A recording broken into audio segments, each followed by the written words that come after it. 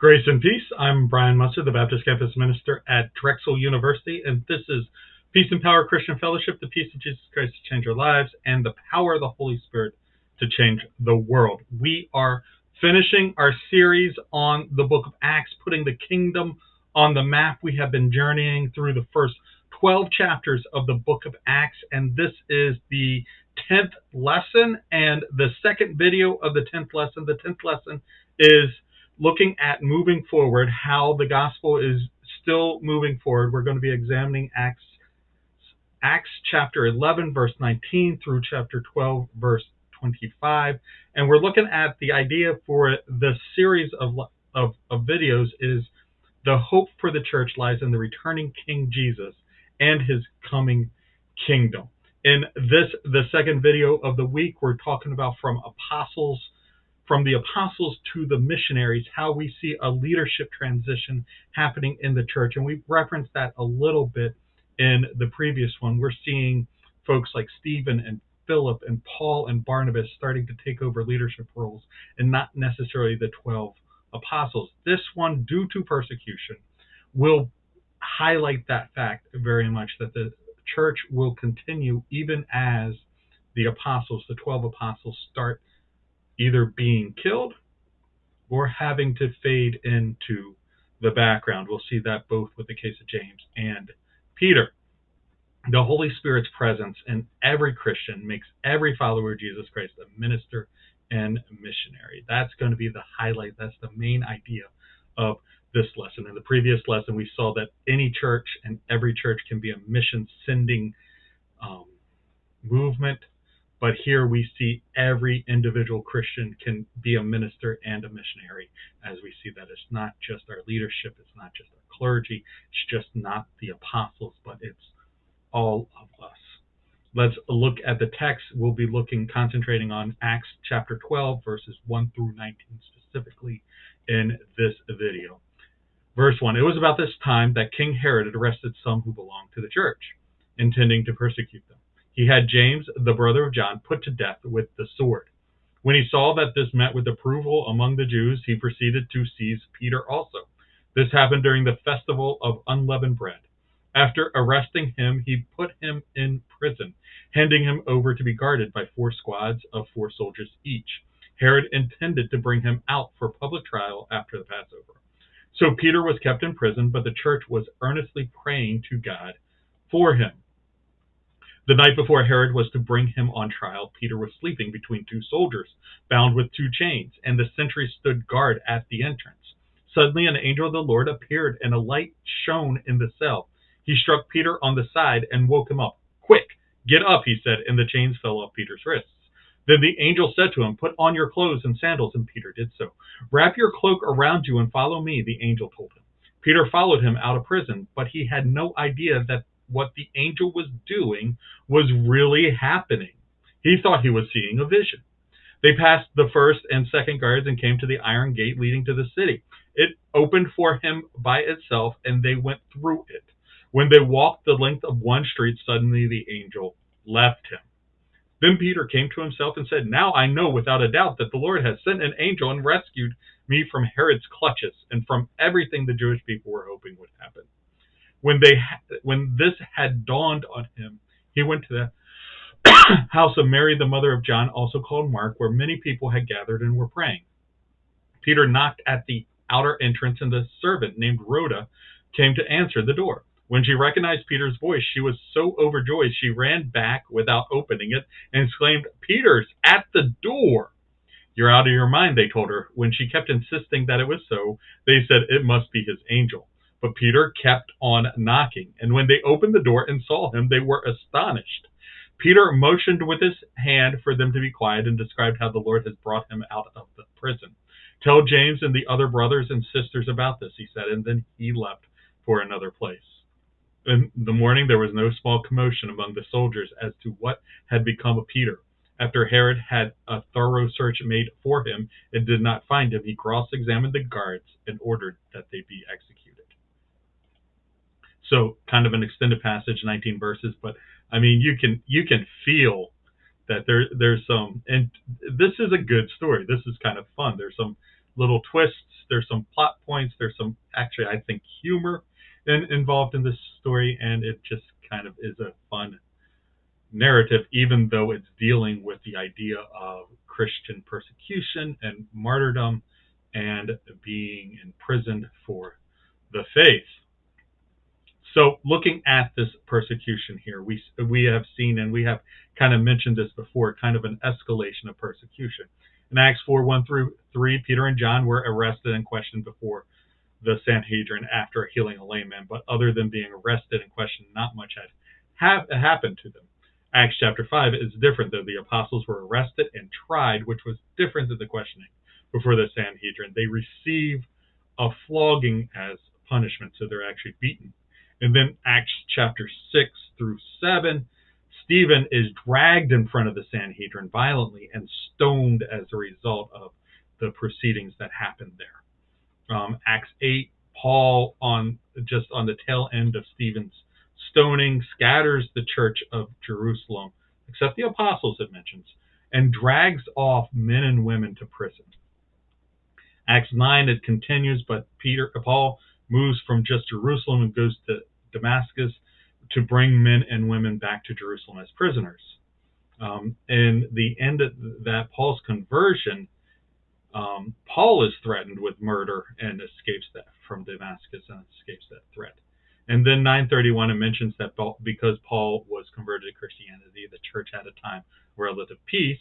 And then in this passage, we see James the apostle beheaded, Peter arrested and imprisoned, expecting to die, but escapes. So we see how it goes from being questioned to being, tried, to being beaten, to being stoned, to being scattered and spread throughout that. And I want you to see just something that kind of is a highlight here that might explain why the persecution of Christians didn't quite work in the Jewish and even in the Greco-Roman context. We've talked about this a little bit before, but these Christian communities were modeled after Jewish synagogues. They existed in contrast to Roman paganism. The Roman gods had clients and festivals. Christianity and Judaism, with the other Eastern religions, offered congregations and regular services. You went to a pagan temple, you belonged to a Christian community. And I think this had a very, very different impact when it comes to persecution. In Acts chapter 5, 35-39, it seems to assume a pagan leadership style with the early church, as Gamaliel's giving this advice to the Sanhedrin. In a God's clergy and clients religious setting where, the end user is just trying to get something out of the God and is willing to offer sacrifices in exchange for a blessing. If you kill the clergy leadership, the religion falters greatly. And if the client is only engaging with that God in order to purchase a blessing, then threatening the client with a greater risk than possible reward, or even a greater risk than kind of reasonable reward, is enough to dissuade the client from following the religion. And that's the way pagan Roman religion worked. You had the end user, which only went to the temple when they needed something.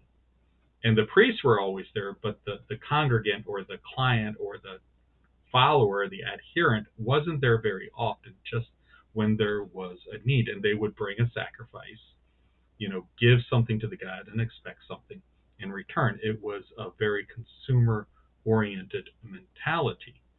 And in that case, if you got rid of the clergy, then the clientele would have no place to go. And if you threaten the client with something more likely to be negative than to offset the possible or potential reward they could get from the sacrifice, that kind of decimated the idea that the religion was going to bless them. However, if Christianity is a community-based religion, then the members are as much a part of the whole as the clergy, especially if there's no formalized clergy. And at this time, there was just a weakly formalized clergy. Threats of persecution are now seen against the person and not just the person's religious activity.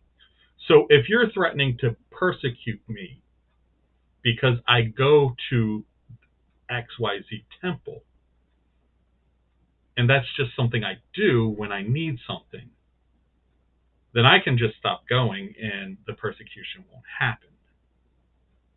But if you threaten to persecute me because I am a Christian, not because I go to Christianity or Christian things, but because I am a Christian, because being a Christian means I go to those places, then I really can't avoid that persecution except by denying who I am in some way or changing who I am in some way. So it's not necessarily just about the action, stopping the action. It's more about stopping it's more against the person instead of the person's actions. And that's what Jewish and early Roman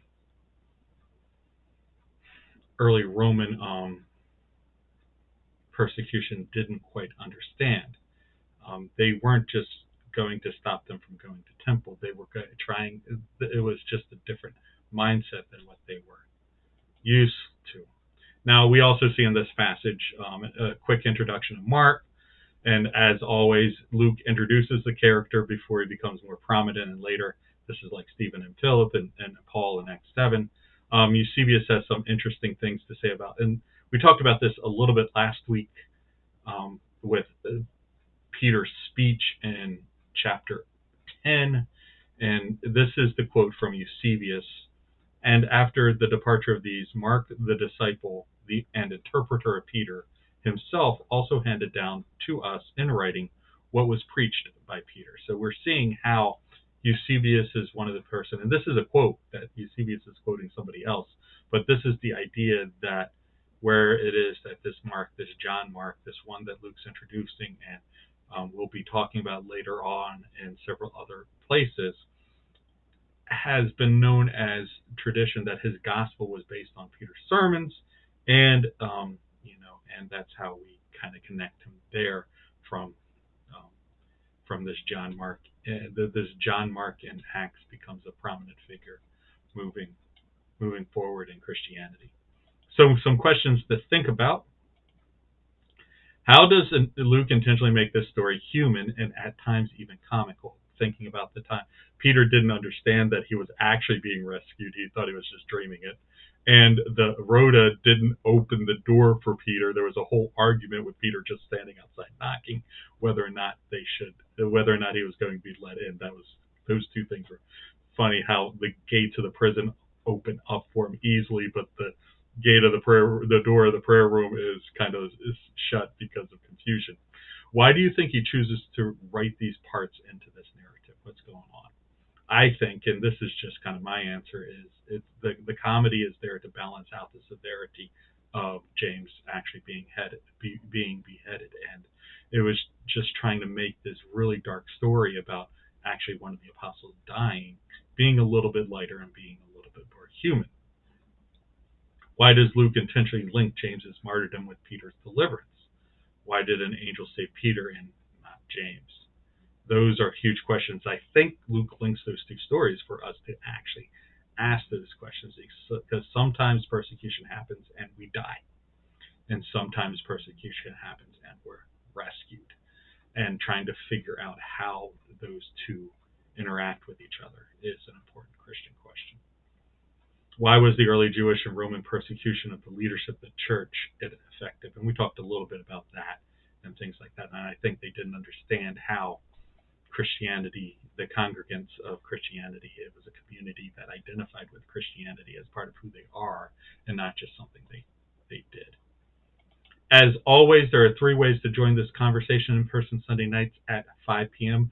This Sunday, the 19th, I will not be leading this discussion. John Rice will be leading the discussion on Acts, especially Acts 12, and I'm very excited to see how he personalizes this discussion with him. And then live Monday nights, 7 p.m. via Zoom, weekly wrap-ups on YouTube and WordPress, and as always, you can check the calendar. I'm all over social media, Instagram, TikTok, WordPress, Twitter, Facebook, LinkedIn, YouTube, like, subscribe, follow, whatever's appropriate in all those different social media outlets. I enjoyed having this conversation with you. Hopefully it continues real soon.